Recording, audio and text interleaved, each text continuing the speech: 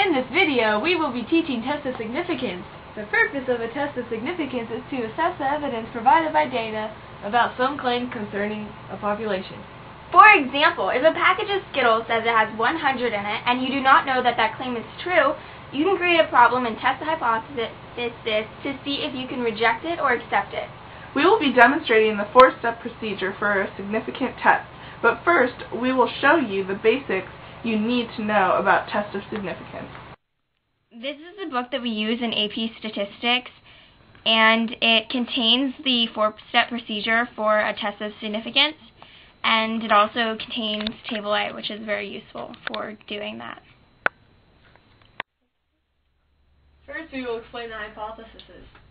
We have the null hypothesis, which is H sub O, which is the mu is equal to a certain number. And then we have the alternative hypothesis, which is H sub A, which can either be the mu is greater than a certain number, the mu is less than a certain number, or the mu is just not equal to a certain number.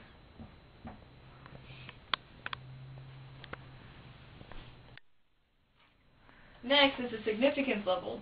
What we are ultimately trying to do is test our hypothesis against the significance level, which is also known as alpha, to determine if the null hypothesis is wrong or true based on the significance level that we tested at.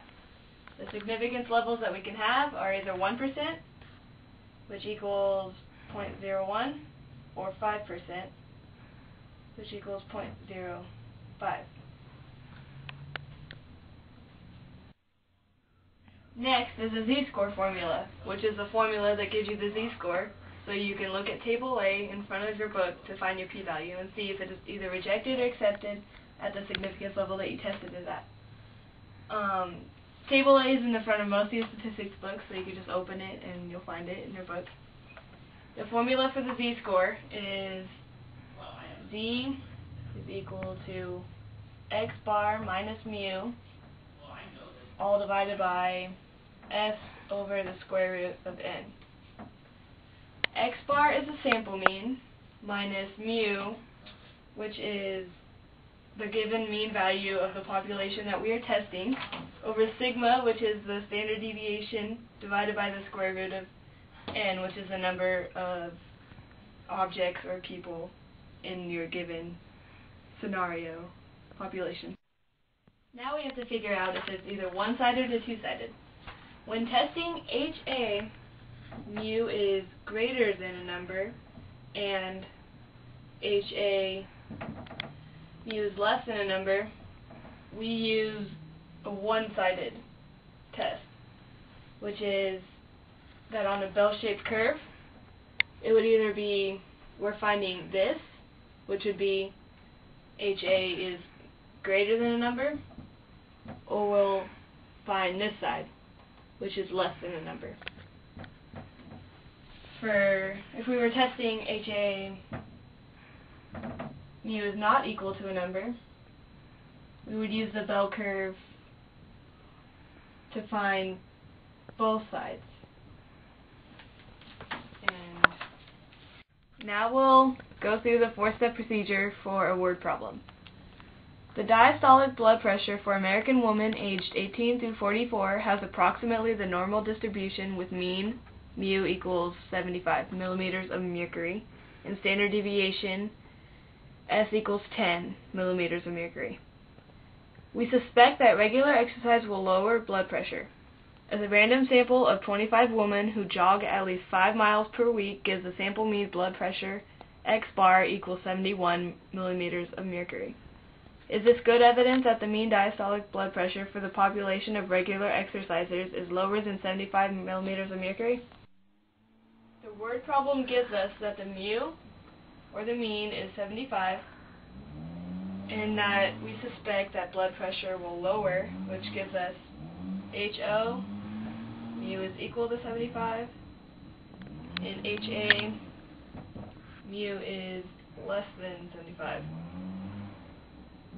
It also gives us that the standard deviation, or S, is equal to 10, and X bar, or the sample mean, is equal to 71, and the number of people is 25.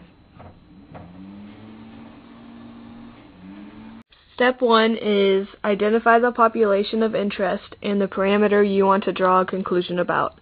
Then state the null and alternative hypotheses in words and symbols.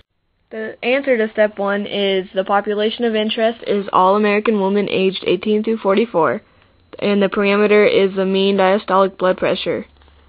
HO, or the null hypothesis, is the mu is equal to 75, and HA, or the alternative hypothesis, is the mu is less than 75, because we expect exercise to lower. Step 2 is to choose the appropriate inference procedure. Verify the conditions for using the selected procedure. The answer to step 2 is that even though the sample is random, we're not sure if this is a population of interest. This may limit our ability to generalize. However, we are safe to use the Z procedures because the population is normal, which means that the X bar is approximately normal. Step 3 is if the conditions are met, carry out the inference procedure. First, you calculate the test statistic, and then you find the p-value. For this step, we will refer back to the Z-score formula and plug in all of the given values that we got from the word problem. And that equals 71 minus 75 over 10 divided by the square root of 25, which is all equal to negative 2.00. To find the p-value, you look in the chart in the front of your book, Table A, and that gives us that the p-value is equal to 0.0228. And now we're going to test it at the 5% level. So since 0.0228 is less than 0.05, it is significant and we can accept HA. We found that the p-value was equal to 0.0228 if HA was less than 75. But if HA was more than 75, then we would have to do 1 minus 0.0228 because this area is the area that Table A gives you, and we have to find this area. So that would all equal 0.9772, and that would be your new p-value in this scenario. But if we were doing it for HA, the mu is not equal to 75, then we would have to find both of these sides. So we would have to multiply 0.0228 times 2, and that would equal 0.0456. And those are the p-values in each of those cases.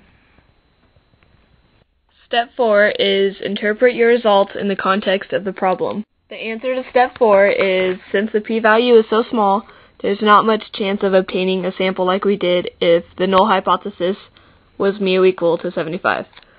So we reject HO and conclude that the mean diastolic blood pressure of American women aged 18 through 44 who exercise is probably less than 75 millimeters of mercury. You can find the p-values on your calculators if you have a TI-83 or a TI-84.